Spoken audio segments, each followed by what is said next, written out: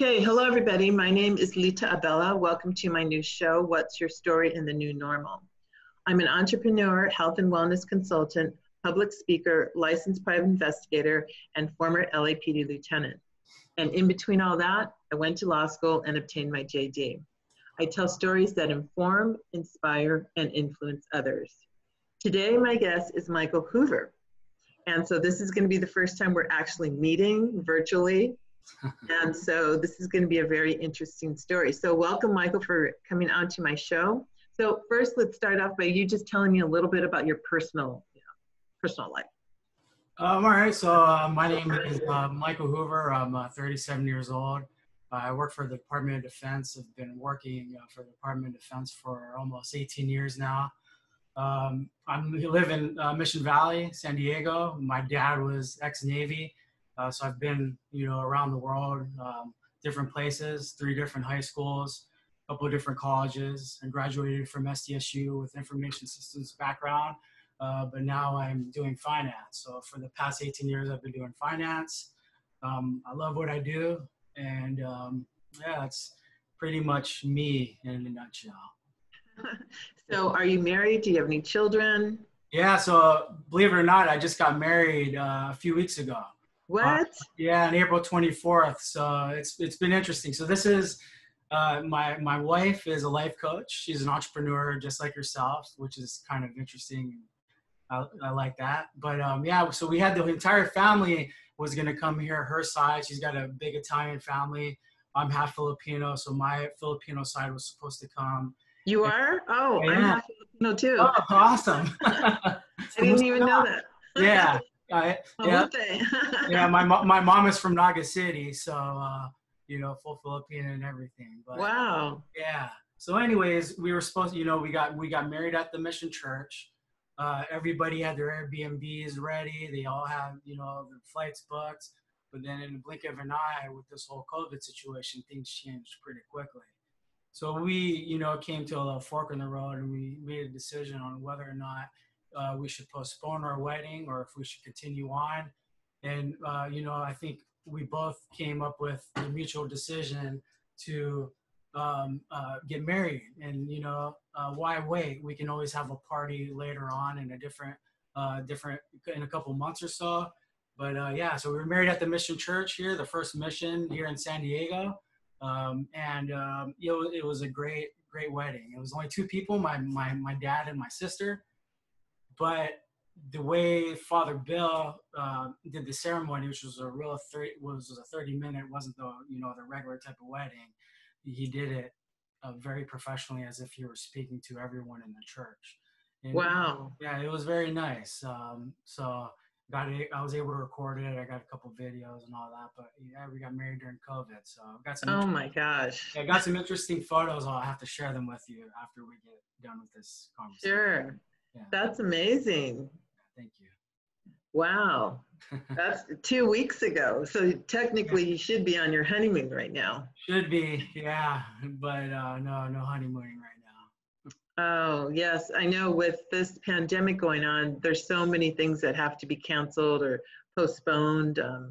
Just a lot of reorganizing. As a matter of fact, my son, who just graduated from law school and just took the bar, his graduation ceremony is supposed to be next Friday, but that's been canceled. And we had a big party we're going to have a big party for him, but that's not going to happen now. So it's very sad, those lifetime celebrations that you want to cherish forever. And a wedding obviously is one of the biggest ones that you have, Yeah.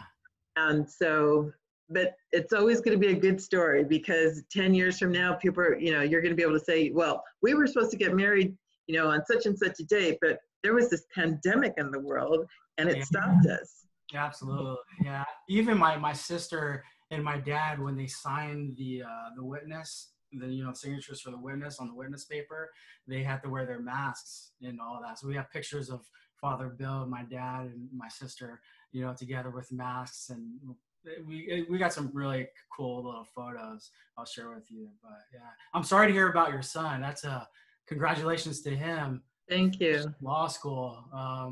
I mean, to not be able to get to enjoy, having to graduate in front of his peers, that's something that's gonna be missed. Yes, yes. So how we connected for the listeners and viewers is it's kind of ironic because we have a friend in common, Irene.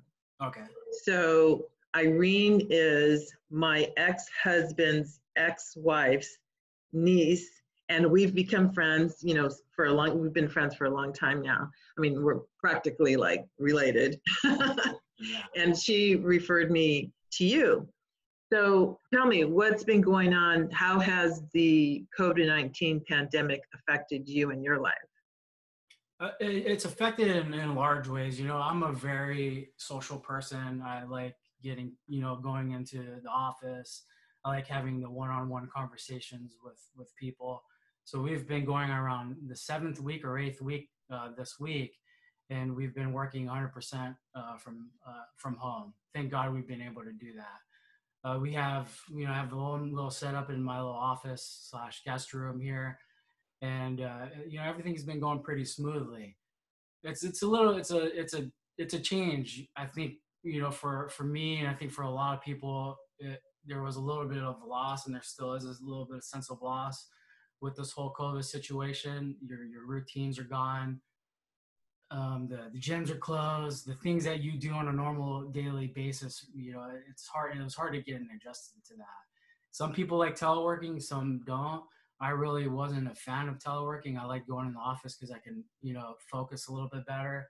So yeah, that's been a challenge. Focusing at home when you have a bed right behind you, because this is the office that I work in. It's a little bit difficult. Mm-hmm. A lot of work is through emails now. Of course, you can pick up the phone, but when you're in your office setting, you can just go walk over to somebody's office, have a conversation. You can get the nonverbal cues and all that kind of good stuff, and you can kind of solve things, I think, sometimes a little bit better when you're just communicating face to face versus via email. A lot of things can get lost in translation there. So it's been difficult. It's been interesting. So you miss that camaraderie with your coworkers and colleagues and so forth, having that in-person dialogue versus something through email, which a lot of times you can't tell how somebody really is feeling about something because you don't see the expressions, the body language, and so forth. So I totally understand that.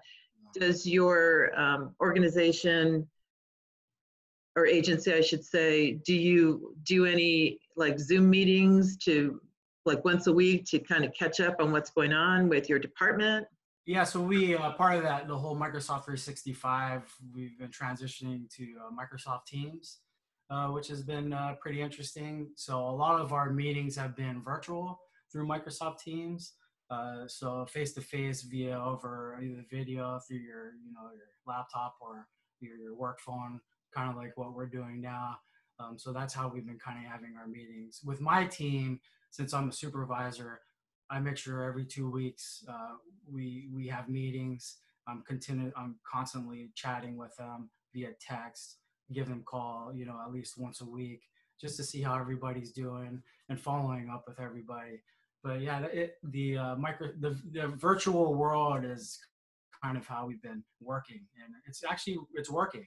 So it's going to change the whole dynamics of our workplace because they were a little bit strict on the rules for teleworking before. Sometimes maybe you can only go 1 or 2 times a week. Now they're talking about, supporting, if you can work 100% of the time, 80% of the time, go to, stay at home and do what you have to do, because there's a lot of benefits like in saving space and giving more space for other personnel to, to sit in those areas where you originally would sit. So it's been interesting. So has the teleworking and staying at home and not being able to go to the gym, which, I like to do too, not being able to just go out and do what you normally do, has that caused any stress or anxiety for you? Absolutely. I had, I still have to this day have issues sleeping a little bit. My sleep routine and schedule is a little bit difficult. Usually I try to get to bed around 9 or 10 o'clock, but I find myself always continuously thinking about work. And now that we have telework, it's kind of hard to not go into the office and continue to work on something when you've already should have shut down and shut off, and removed work from your day. So yeah, there has been a little bit of anxiety there. I do have a psychiatrist who I talk to on a monthly, a couple of months, just to kind of work things out. I think as most people do, and he was just said try to take some Unisom or melatonin to help with that. And so I've been doing that. I've been trying to take the phone away from the bedroom and starting to read too, which has been kind of been helping. So yeah, there has been a mental kind of, how do I say, there have been some mental, not repercussions, but there have mental issues that have mental issues. Exactly. Yeah. So.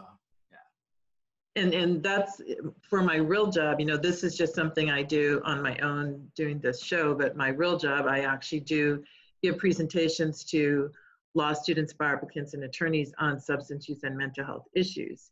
And so I know one of the wellness strategies, or some of the wellness strategies that I talk to them about, and which is for everybody's use, is making sure you get enough sleep, because sleep is extremely important. We need at least 7 hours of sleep. Making sure that you exercise, and you talked about, you like going to the gym. I mean, the gyms are closed, but we can still exercise. I go out every day and walk for at least 30 minutes. I'm lucky I have, I'm from the fitness industry too. So I have, weights and bands, and I have everything you can think of except for a full-blown gym in my house, but all the little equipment that you can use to still exercise. So we can still get out and exercise. Absolutely. Diet is extremely important, making sure that you're eating healthy, and meditation and practicing mindfulness is also another facet of keeping with your health and well-being. I don't know if you practice that, but you do? Okay. Absolutely. Yeah. You know what I'm talking about, because a lot of people are like, oh, is that like singing Kumbaya? And it's like, no, it just has to do with breathing and just having some time to yourself, because we've always been in such a 24/7 world where we're running from point A to point B, and now we've kind of all been put on this hold in place for the stay-at-home orders, that now we actually have time to breathe, even though we're still working from home and some people are having to homeschool their kids. But you actually have that time for yourself now to practice all these health and wellness strategies. And so it's good to get into that routine and still continue that when you go back into the workplace. 100%. I think that's key. Being able to work out, going on runs, going, now with the beaches open, with surfing. I have a bike. I just got back actually from surfing. I was going to go on a bike ride. I'm actually going to go right after this. So, oh, that's great. Yeah. Working out from home. There's this guy on YouTube. His name's Bully Juice. He's got some really good at-home workouts that you can do, or real quick 20-30 minute full body workouts. My dad is a nurse anesthetist. He has a home in Imperial Beach. He's actually got a full-blown gym. And so I just started going last week because I was a little bit hesitant of kind of being in contact with him, but I kind of got over that since he's, kind of on the front lines right now with this whole COVID situation. I'm lucky I have a lot of things that I can do, again, surfing, biking, running, jogging, and working out in my dad's home gym to keep busy, because it's what I need to do. It's the perfect thing you do for the mental aspects of anxiety, depression, and everything. You have to, it's key. So every day I try, at least. That's awesome. And I think another key too is being able to talk about it, because most people, they put on this persona of, hey, I'm great, I don't have any problems, I can handle everything. And you know what? Everybody has some issues with something. Absolutely. But a lot of people just don't want to talk about it because they feel that, oh, it's going to make me less of a human being if I talk about my vulnerabilities, which actually people who seek out help for their issues are stronger than others, because you're it takes a real man or a real woman to stand up and say, you know what, I've got some deficiencies here and I need to get help in areas A, B, or C. And you go out and you do it. And you know what, if somebody doesn't like it, I don't care. You know, I only care about me, my family, you know, my close friends. I don't care what people think. Exactly. Yeah. And I have to do what I have to do to live my life in peace and harmony. For sure. And you know, it's good. And that's number one thing is talking about it. And that's kind of one of the reasons why I wanted to talk with you, because I think, you know, I've been friends with Irene for a couple of years now, and talking about it is number one. I got divorced. It's actually my second marriage. I was divorced about, you know, 4 years ago. And I was one of those kind of guys, you know, machismo. I don't need to discuss this. I just got hired for one of the toughest jobs in Naval Information Warfare Center, one of the largest divisions. I just bought a house. I had a big team, and I thought I could, you know, kind of take care of it all on my own.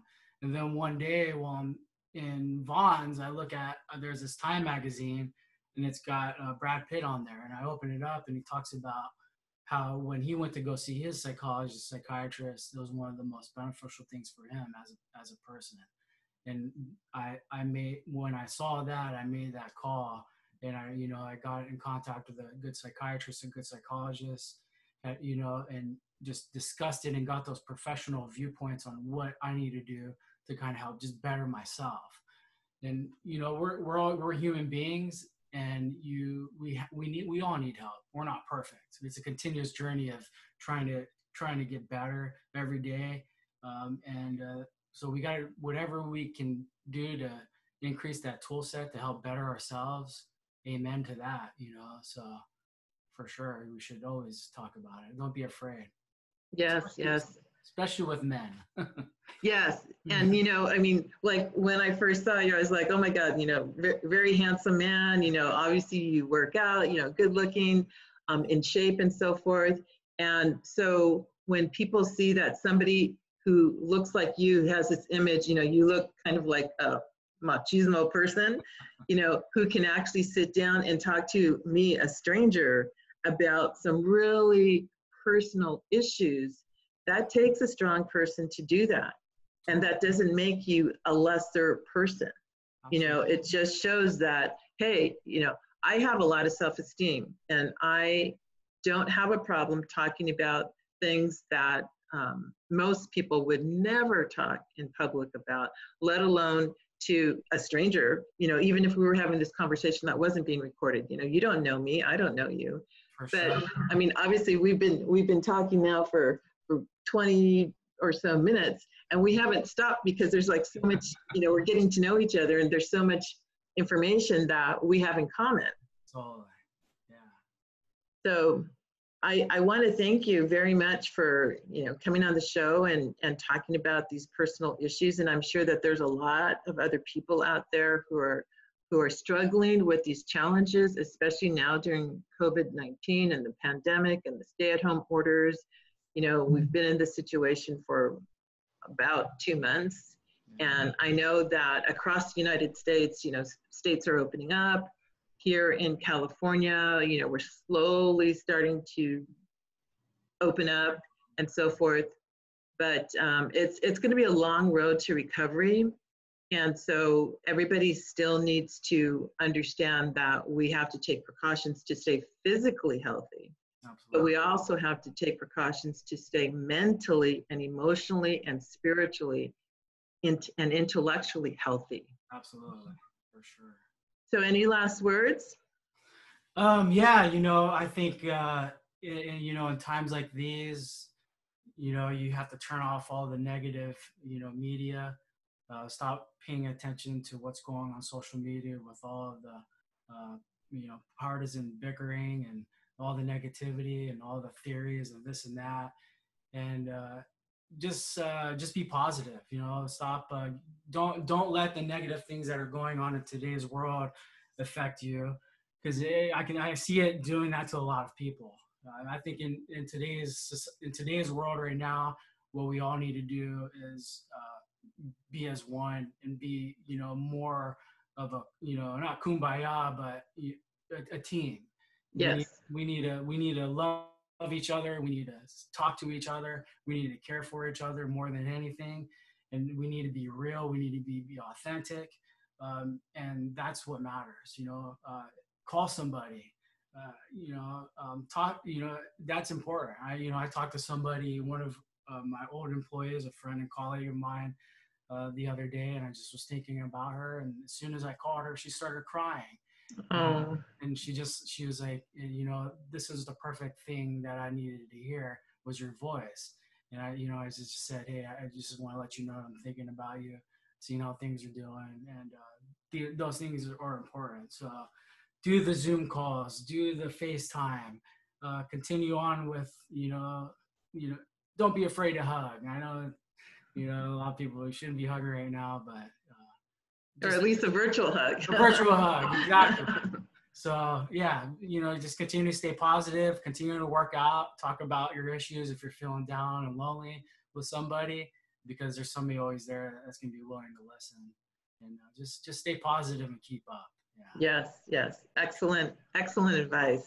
Sure. Okay. Well, I want to thank you very much for your time, Michael. So thank you for my guest, Michael Hoover. And don't forget to stay tuned for the next episode, which will come out next week.